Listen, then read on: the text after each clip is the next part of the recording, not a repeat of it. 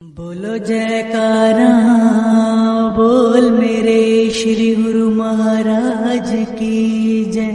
गुरुमुखो, जो कोई इस धरा पर आया है उसने एक दिन अवश्य जाना है, चाहे छोटा बच्चा हो अथवा बूढ़ा और चाहे युवक ही क्यों न हो। भला बुरा जो यहाँ आया है उसे एक दिन अवश्यमेव इस संसार के रंगमंच से कूच करना है। इसमें भाग्यवान जीव वही कहलाएगा जो यहाँ से भक्ति रूपी गेंद अपने साथ लेकर जाएगा। विपरीत इसके वह मनुष्य बड़ी ही दुर्दशा का पात्र बनेगा जिसने कि अपने जीवन काल में अपनी आत्मा के कल्याणार्थ कुछ नहीं किया। कूच का नागाड़ा बज गया, परंतु जिसने अपनी परलोक की यात्रा हेतु कुछ सामग्री साथ न बांधी उसे मृत्युपरांत अनेकों परेशानियों का शिकार होना पड़ेगा। इसलिए मानव मात्र को इसी जीवन काल में परलोक का सामान इकट्ठा कर लेना चाहिए। वही मानव बुद्धिमान है जो सांसारिक कार्य व्यवहार करता हुआ अपनी आत्मा के लाभ हानि का भी साथ साथ विचार रखे। इस प्रकार की शिक्षा मात्र समय के संत सत्पुरुष ही जीव को दिया करते हैं, जो कि जीव के शुभ चिंतक होते हैं। सतगुरु की पावन सेवा ही जीव के लिए आत्मिक संबल है, जो मनुष्य को जीवन काल में भी शाश्वत आनंद व शांति प्रदान करते हैं और मृत्यु उपरांत भी। प्रस्तुत दृष्टांत इसी कथन की रुचि कर पुष्टि करता है। कोई एक राजा अपने नेक सत्संगी परलोक की चिंता करने वाला ईश्वरीय भक्त, न्यायकारी एवं गरीबों पर दया करने वाला था। उसके चरित्र में सब प्रकार के श्रेष्ठ गुण पाए जाते थे, परंतु देखिए विधाता की विचित्र रचना कि यहाँ राजा इतना ईश्वरीय परायण एवं संत सेवी था, तो वहाँ दूसरी तरफ उसकी अपेक्षा देश सम्राट की धर्मपत्नी उनके भक्ति पथ के विचारों से बिल्कुल विरुद्ध अर्थात नास्तिक थी। उसको अपने सुंदर रूप का घमंड, राजमत और अपने शारीरिक बनाव श्रृंगार करने में सतत व्यस्त रहना ही प्रिय था। खाना पीना एवं सुंदर सुंदर वस्त्र आभूषण धारण करना उसे सत्य भासते थे। भजन पूजन में अपने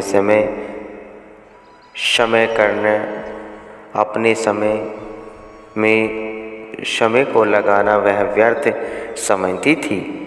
रानी की यह अवस्था राजा को हर समय चुभती रहती थी। वह कई बार रानी से कह चुके थे कि यह मनुष्य जन्म अनेक शुभ कर्मों से उपलब्ध होता है, जैसे श्री रामायण की इन पंक्तियों से स्पष्ट होता है। नर तन सम नाही कवनेहु देहि, जीव चराचर याचत जेहि। नरक स्वर्ग अपवर्ग निसेनी, ज्ञान विराग्य भक्ति सुख देनी। सो तनु धरे हरि भजे न जे नर, होए विषय रत मंद मंतर। कांच गिरीचे बदले सटले ही, करते डारी परसमणि देही। राजा के इस प्रकार समझाने पर भी रानी प्रीति वार यही उत्तर देती कि महाराज, भगवान ने कृपा कर हमें असंख्य भोग्य पदार्थ दिए हैं, मनुष्य जन्म तथा साथ ही राज्य की साम्राज्यता भी दी है।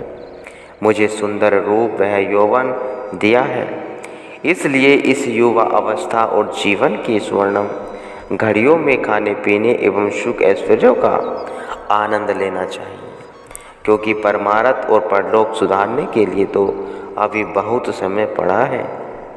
फिर भजन पूजन कर लेंगे, अभी से जल्दी क्या पड़ी है। राजा ये बातें सुनते तो रानी की अल्प बुद्धि पर अफसोस करते और समझाते हुए रानी से कहते, रानी क्या मालूम किसकी जीवन यात्रा कब और कहाँ समाप्त होगी। तुम्हारा इस प्रकार कहना कि यौवन अवस्था बीतने पर बुढ़ापे में परलोक सुधारने के कार्य भी सिद्ध कर लेंगे, ऐसा समझना तुम्हारी बड़ी भूल है। क्योंकि इस जीवन की घड़ियाँ सैने सैने सरक रही है तथा यह भी अवश्य नहीं कि बुढ़ापे तक हमारा शरीर इसी भांति स्थिर रहे। जब श्वासों का ही भरोसा नहीं तो फिर शरीर स्थिरता की तो क्या बात ही पृथक है।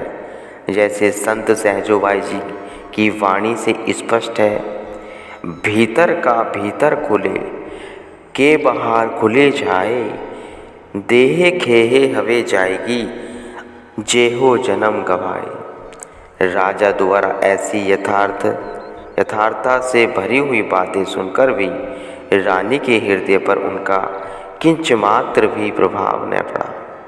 राजा सदैव इसी फिक्र में रहता कि किसी उपयुक्त साधन द्वारा रानी को सन्मार्ग पर लाना चाहिए, क्योंकि मेरे तो लाख बार समझाए जाने पर भी इसके मन पर तनिक भी प्रभाव पड़ता दृष्टिगत नहीं हो रहा।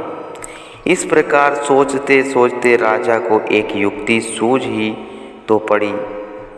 मन ही मन रहने लगे कि अपने गुरुदेव द्वारा रानी को उपदेश करवाकर सन्मार्ग पर अग्रसर कराना चाहिए। ऐसा विचार दृढ़कर एक दिन राजा अपने सद्गुरु के दर्शनार्थ उनके आश्रम पर गए और रानी के विषय में समस्त दृष्टांत उन्हें सुना दिया। उत्तर में गुरुदेव जी ने फरमाया, अच्छा राजन, हम अमुक दिन आपके घर जाएंगे, तब सत्संग द्वारा रानी को समझाएंगे। निश्चय अवधि पर गुरुदेव राजमहल में पधारे। राजा रानी दोनों ने मिलकर इनका सादर अभिवादन किया। भोजन हेतु प्रबंध होने लगा। तब गुरुदेव ने, भोजन हम थोड़ी देर बाद करेंगे, क्योंकि हमारा विचार पहले सैर करने का है। इसलिए तुम दोनों राजा रानी हमारे साथ सैर को चलो। साथ में अन्य किसी कर्मचारी या नौकर आदि को ले चलने की आवश्यकता नहीं। हम 3 शरीर ही चलेंगे। गुरुदेव जी के कथन अनुसार ये तीनों ही सैर को गए। चलते चलते जब ये गेहूं के एक ऐसे खेत के किनारे पहुँचे जो बिल्कुल पक चुका था, वहाँ रुककर गुरुदेव ने रानी से कहा, राजा और हम खेत के इस किनारे से होते हुए खेत के उस पार जाते हैं और तुम खेत के बीच में से होकर उस पार आ जाना। खेत के अंदर से आने के लिए तुम्हें इसलिए कहा है कि जिस जगह तुम्हें गेहूं की पकी वालियाँ मिले हमारे लिए तोड़ कर ले आना। रानी बहुत अच्छा कहकर खेत में घुस गई और गुरुदेव राजा के साथ खेत के किनारे किनारे चलने लगे। इधर रानी जब खेत के बीचों बीच पहुंची तो क्या देखा कि यहाँ फसल बहुत पक रही थी। मोतियों के दानों की सी पकी हुई वालियाँ लदी हुई है। विचार आया कि गुरुदेव के लिए यहाँ से ही पकी हुई वालियाँ तोड़कर ले चलूं। पुनः मन ही मन कहने लगी, अभी तो बहुत खेत बाकी है, यहाँ से कौन बोझ उठाए, आगे चलकर तोड़ लूँगी। कुछ कदम चलने के उपरांत रानी ने क्या देखा कि खेत के पिछले हिस्से के न्याय यहाँ के गेहूं की बालियां बहुत अच्छी नहीं अर्थात खराब है। यह देख रानी ने विचार किया, यहाँ तो गुरुदेव के योग्य नहीं, कदाचित और आगे चलकर अच्छी वालियाँ मिल जाएं तो वहाँ से तोड़ लूँगी। कुछ और आगे चलने पर उसे पहले से भी कमज़ोर और ख़राब वालियाँ दिखाई दी, जिससे रानी फिर भी आगे तोड़ने का विचार कहकर आगे चल पड़ी। चलते चलते खेत की बराधी की समाप्त हो गई और रानी वहाँ जा पहुँची जहाँ राजा सहित गुरुदेव रानी की प्रतीक्षा कर रहे थे। रानी को खाली हाथ आया देख गुरुदेव जी ने पूछा, हमने तुमसे गेहूं की बालियाँ लाने को कहा था तो तुम क्यों नहीं लाई? आश्चर्य में मुद्रा बनकर, क्या खेत में पकी बालियाँ नहीं थी? रानी ने सिर झुकाकर कहा, गुरुदेव, खेत में बालियाँ बहुत अच्छी थी पर मैं न ला सकी। कारण यही कि मैं खेत के मध्यांतर पहुंची तो मुझे बहुत ही अच्छी और पकी हुई बालियाँ नजर आई, लेकिन इस विचार से कि अभी तो बहुत खेत बाकी पड़ा है, कुछ आगे चलकर तोड़ लूँगी। यह सोच मैंने उन बालियों को न तोड़ा, परंतु आगे बढ़ने पर मुझे वैसी बालियाँ न प्राप्त हो सकी जो कि आपके योग्य थी। इस तरह विचार करते करते कि आगे चलकर तोड़ लूँगी, अंततः इसी कारण खाली हाथ लौट आई हूँ, जिसका मुझे अत्यधिक अफसोस है। महापुरुष किसी न किसी युक्ति द्वारा जीव को समझाकर उसे भक्ति पथ पर अग्रसर करते हैं, जो यहाँ भी गुरुदेव की उचित अवसर देखकर कहा है, हे भोली रानी, इसी प्रकार तुम कुछ विचार करो कि तुम्हारा यह जीवन भी खेत के मध्य भाग युवा अवस्था की न्याय है। तुम इस समय में जब कि शरीर हष्ट पुष्ट है और ऐसा स्वर्ण अवसर भी प्राप्त है, इसलिए तुम नेक कमाई रूपी बालियाँ इसमें से तोड़ सकती हो। खेत के किनारे बुढ़ापे में तुम्हें ऐसी बालियाँ पुनः यौवन अवस्था उपलब्ध न हो सकेंगी। बस अभी से ही परलोक का फिक्र करो। इसी अवस्था वर्तमान में ही मालिक का सुमरण, भजन, सत्संग वह शुभ कर्म किए जा सकते हैं, क्योंकि बुढ़ापे में तो सब इंद्रियां शिथिल पड़ जाती हैं। अतः अभी से ही ऐसे श्रेष्ठ वह उत्तम कर्म करो जिससे भगवान के दरबार में प्रभु नाम की पूंजी से रिक्त हाथों जाकर लज्जित न होना पड़े। दूसरा, जैसे खेत आगे जाकर समाप्त हो गया है, इसी तरह इस नाश्वर शरीर का भरोसा की व्रत अवस्था को पहुँचने तक यह शरीर रहे अथवा न भी रहे, गुरुदेव जी द्वारा खेत का प्रमाण देने पर एवं ज्ञान पूरित वचनों ने रानी के हृदय में बहुत अच्छा प्रभाव डाला।